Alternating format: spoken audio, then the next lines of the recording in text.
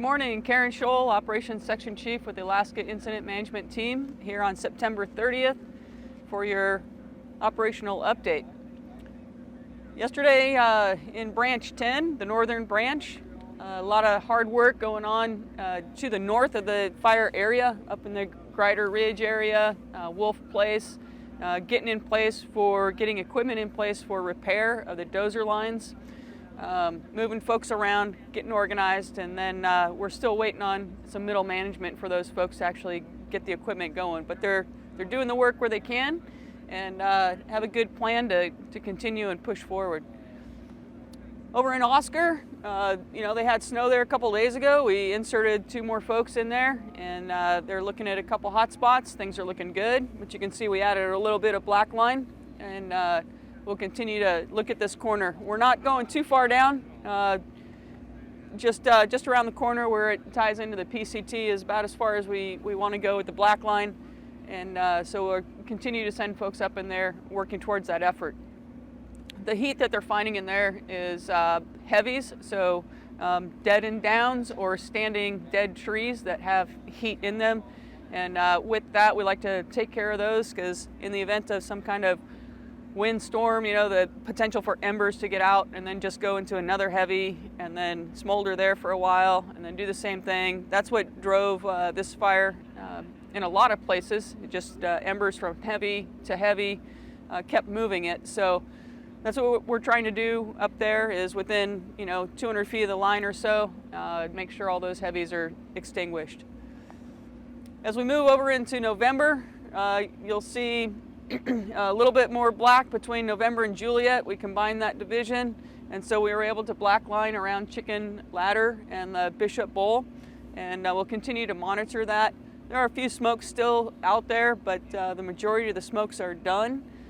We did find one smoke about 2 chains, so that's about 100 feet, 120 feet off the line, so crews went in there and extinguished that. Continued to pull excess hose, tactical gear, so hose, pumps, the pumpkins that are out there. So all of that is being retrieved and backhauled. As we get around in the bowl, work continues down in Elk Creek area, and as far as repair of the Dozer Lines, everything's looking real good. We had our structure group complete the pulling of structure protection gear in Elk Creek area. So majority of that is pulled, and what's left is at the request of the forest. So pretty much that is all done up in Elk Creek. As we move around, again continuing to monitor the fire activity. We had initial attack group kind of getting familiar. We've reorganized that group, so the initial attack is supporting the forest in case there's any new starts. Coming down around into our southern part of the fire, around Yukonom Lookout, crews are working on repairing Dozer lines and hand lines. And they've got quite a big, large amount of area to cover. The good thing is a lot of these are roads that we opened up to utilize as primary lines. We did add Dozer lines, have been added over the course of the fire. And some of those Dozer lines and hand lines are going to remain open. And what we mean by that is we'll go in and we'll water bar them. So we'll put drainage ditches across the slope at an angle in order to allow the water to channel out of the steepness of the Dozer line. And that way it keeps some dirt on the hill. Typically we would also go in and put brush back over to help stabilize that.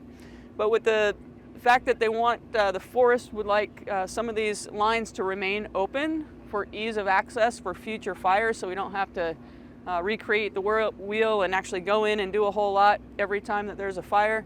We're not going to put brush over some of these lines. So in the future, as you get out into the areas and start your recreation activities later on, you'll see some of those Dozer lines and hand lines will have water bars on it, and that's it.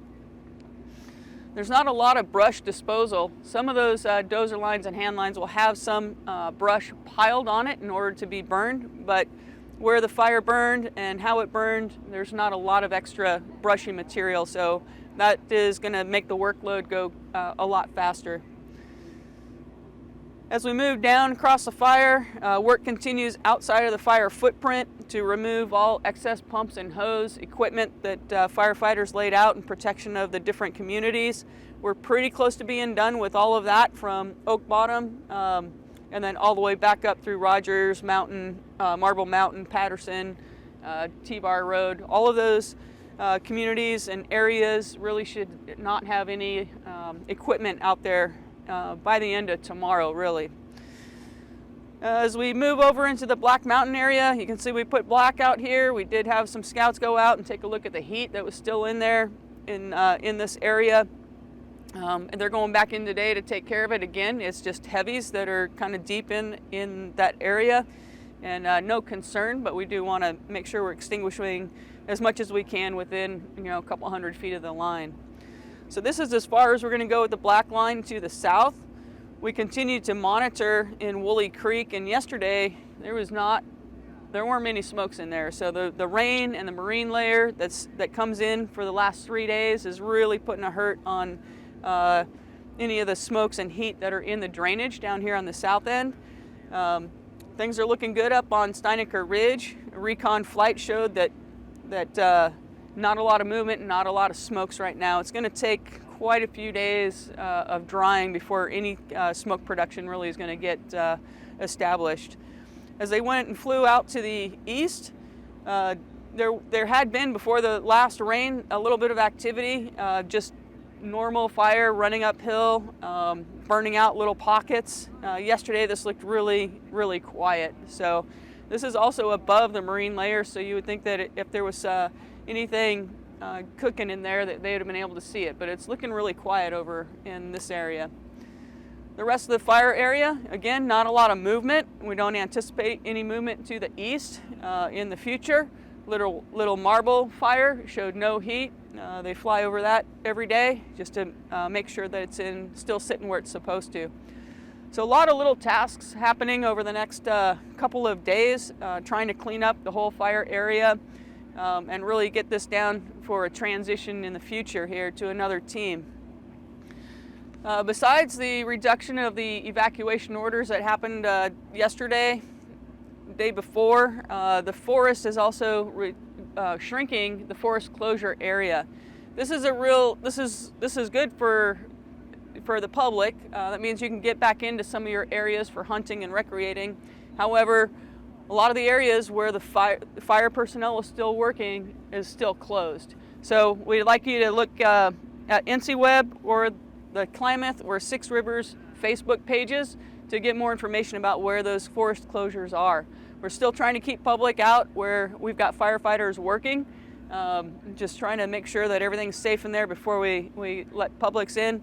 But we also understand in some other areas the roads and the access is going to be opened back up. I think that's about it for today. I hope you guys have a good, safe day. We'll talk to you tomorrow.